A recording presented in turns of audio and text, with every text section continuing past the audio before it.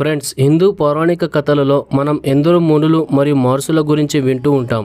వీరిలో అత్యంత ప్రముఖుడు అగస్త్య మహాముని. అయితే ఒకసారి అగస్త్య మహాముని సముద్ర జలాన్ని పూర్తిగా మింగేశాడు అని హిందూ గ్రంథాలలో పెరగడం జరిగింది. అదే విధంగా వింధ్యాచల పర్వతం అతని ముందు తలవించింది. హిందూ ధర్మంలో మహర్షుల స్థానం చాలా ప్రత్యేకంగా ఉంటుంది. పురాతన కాలంలో ఎందరో మంది మహర్షులు ఉండేవారు. వారిలో ఒకరు అగస్త్య మహాముని. అయితే అగస్త్య మహామునికి ఒకసారి కోపం వచ్చి సముద్ర జలాన్ని మొత్తం తాగేశాడు అని చెప్తుంటారు. ఆయన తన తపోశక్తి వల్ల వింధ్యాచల పర్వతాన్ని సైతం తన దారి నుండి అడ్డి తొలగేలా చేశాడు. మరియు ఆయన రావణాసురుని ఓడించడానికి శ్రీరాముడికి ఒక మంత్రాన్ని కూడా బోధించాడు.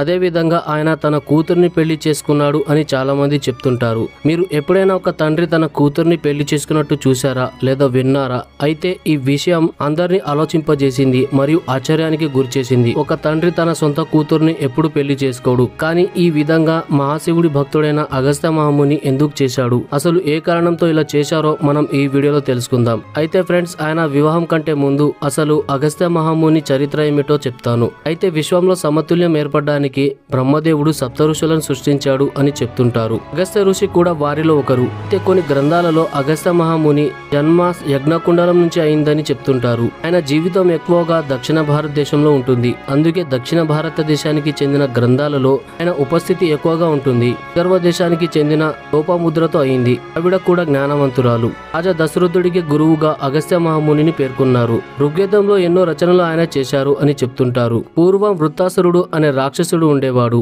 ఇంద్రస్థానం గురించి ఇంద్రుడితో యుద్ధం చేశాడు. అయితే ఇంద్రుడు అతన్ని ఓడించడానికి దీచి మహర్షి యొక్క ఎముకలతో వజ్రాయుధాన్ని తయారు చేసి అతన్ని ఓడిస్తాడు.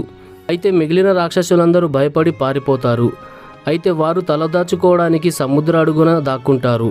సముద్రం చాలా పెద్దగా ఉంటుంది. అదే విధంగా చాలా లోతుగా ఉంటుంది. దాని కారణంగా దేవతలు రాక్షసులను వధించలేకపోయారు. దాంతోపాటు రాక్షసులు రాత్రిపూట సముద్రం నుంచి బయటికి వచ్చి ఋషులను సామాన్య ప్రజలను చంపి తినేవారు మరియు మళ్ళీ సముద్రంలో దాక్కునేవారు. దీంతో దేవతల శక్తి బలహీనమైంది. అయితే దేవతలందరూ కలిసి శ్రీ మహావిష్ణువు దగ్గరికి వెళ్తారు. అయితే మహావిష్ణువు పరిష్కారంగా సముద్ర నీటిని మొత్తం తొలగించాలి, అప్పుడే రాక్షసులు బయటికి వస్తారు అని చెప్తాడు.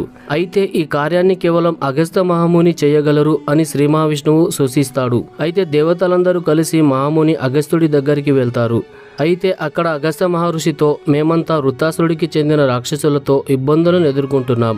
రాక్షసులందరూ రాత్రి వేళలో సముద్రం నుండి వచ్చి సామాన్య ప్రజలను, ఋషులను, దేవతలను పీడిస్తున్నారు. వారిని చంపాలంటే సముద్రం నీటిని తొలగించాలి అని అగస్త్య మహర్షితో వేడుకుంటారు. అయితే అగస్త్య మహర్షి సముద్రం దగ్గరికి వెళ్తాడు మరియు సముద్రం నీటిని తన చేతితో తాగేస్తాడు. దాంతో రాక్షసులు వారికి స్పష్టంగా కనిపిస్తారు. ఆ కారణంగా దేవతలందరూ రాక్షసులపై విజయం సాధిస్తారు.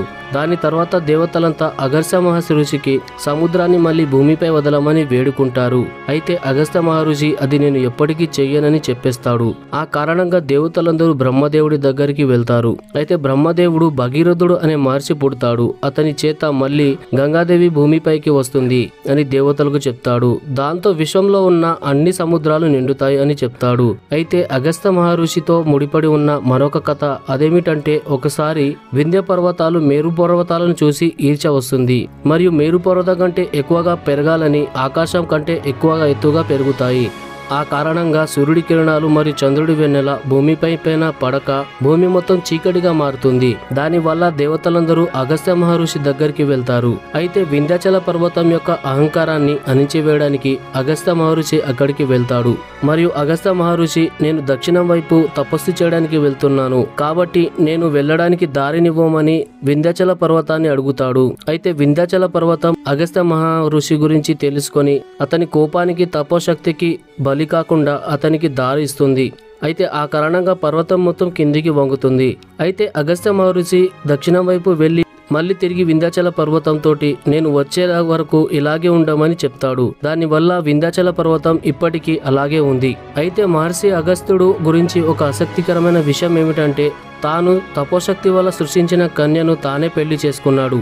అయితే చాలా మంది తన కూతుర్ని పెళ్లి చేసుకున్నాడు అని ఆశ్చర్యపోయారు. కానీ అగస్త్య మహర్షి తాను తపస్సు చేసి ఒక కన్యను సృష్టించాడు. దాని తర్వాతే అగస్త్య మహర్షి ఆ శిశువుని విదర్భరాజుకి ఇస్తాడు.